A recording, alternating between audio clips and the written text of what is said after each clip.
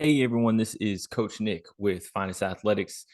Just wanted to give you a quick film rundown. Today we are working on catcher throwdown footwork.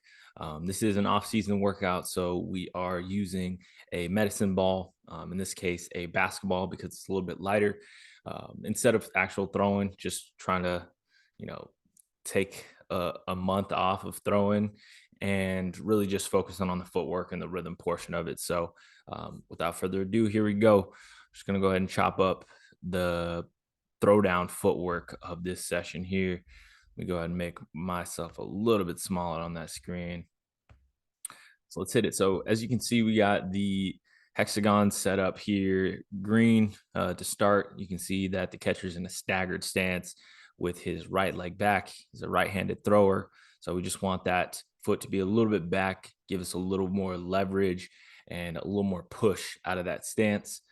And then these two red hexagons, um, that's ideally where I want him to flip and replace his feet. I know it's going to be a little bit different come game time, but right now we're just really trying to ingrain some of this footwork and give a visual to it, which I find it especially helpful for younger athletes.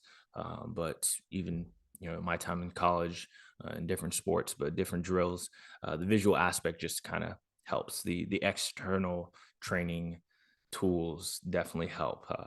They create a little more structure. So here we go.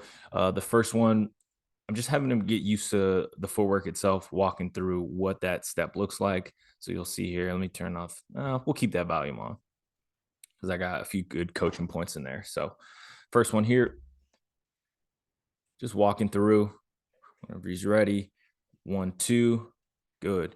And you'll see I stop him because he's nice and vertical. Ideally, if we're making a big throwdown, we don't want to be standing nice and tall. So it was the first rep, but I did let him know, let's try to stay a little bit lower. We're shooting out like an airplane versus a helicopter. Helicopters rise directly up before they take off, and airplanes, they shoot out towards their target. So that's what we want to be as catchers.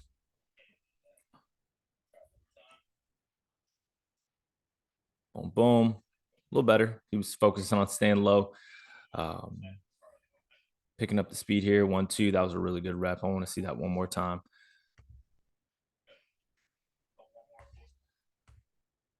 Get out the way, coach.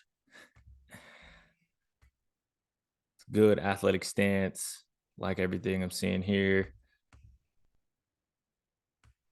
1, 2. And but by the time that front foot lands, we got to be ready to throw, which is a good thing to see that he's turned and coiled everything. That back hip is loading up. You can kind of see the wrinkles in his shirt here that kind of just show that he's starting to rotate the body, which is a really, really good position to be in. And then when that front foot hits, we kind of just unleash all that power. So now that he's got like a really good understanding of the footwork and how to go about it, we're putting a medicine ball, a basketball in his hand. It's a little bit lighter. Just focusing on like a lateral push, one hand under, right hand back, just to get that rotation. Kind of teaching that same pattern, but we're laying off the overarm throwing, um, just for the time being. So on a go call, he's gonna flip, go through the same steps this time. Give me a good um, lateral chest pass. Nice. It's a good rep. 1, 2, balls out. Right, left, balls out.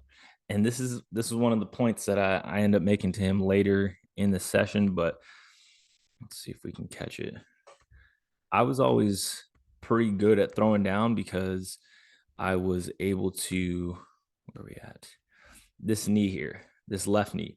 If we're able to start like pushing that down, like sinking it down, it's going to rotate our hips. It's going to get our lower half going. Our upper half can stay in that same spot, but as long as our lower half is starting to push towards that movement, you'll kind of see it here.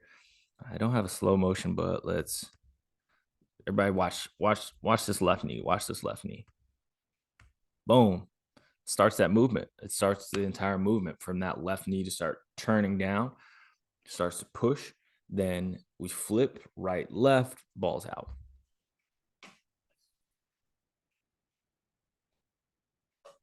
Nice. Did it again.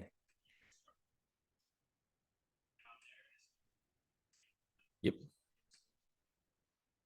Boom.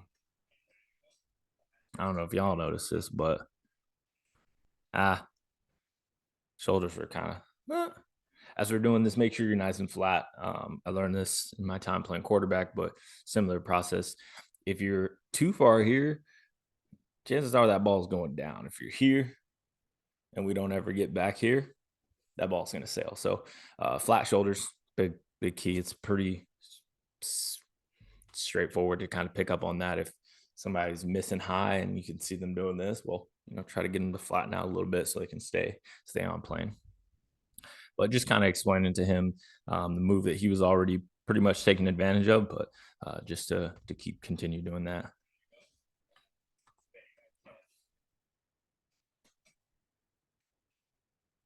Big word, anticipation. Anticipate. We know the runner's running. We can hear it. We have good teammates letting us know. All right. So then another one, which I think is 100% made solely on footwork.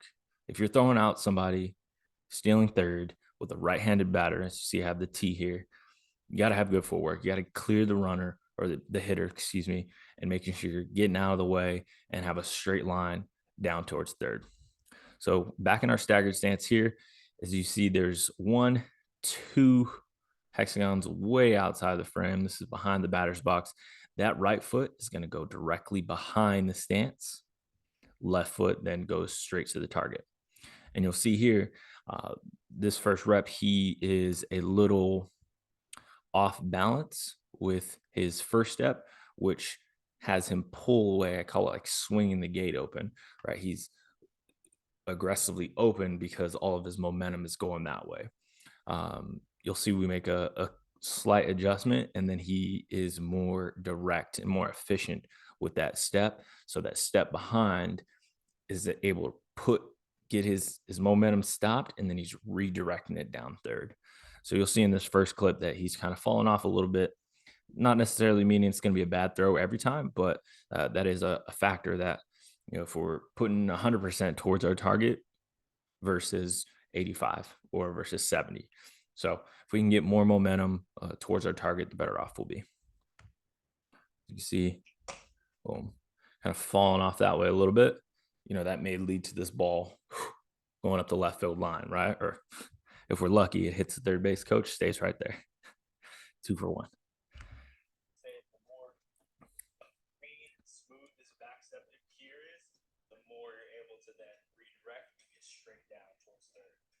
More chaotic and kind of out of place this is, he tends to swing that next step, and then we're going to be flying open. Arm out here, right? It's not going to be our best strike. Look at the adjustment. Just finishing towards his target now. Everything's still in line this way, down third base, not towards the dugout, not hitting a fan.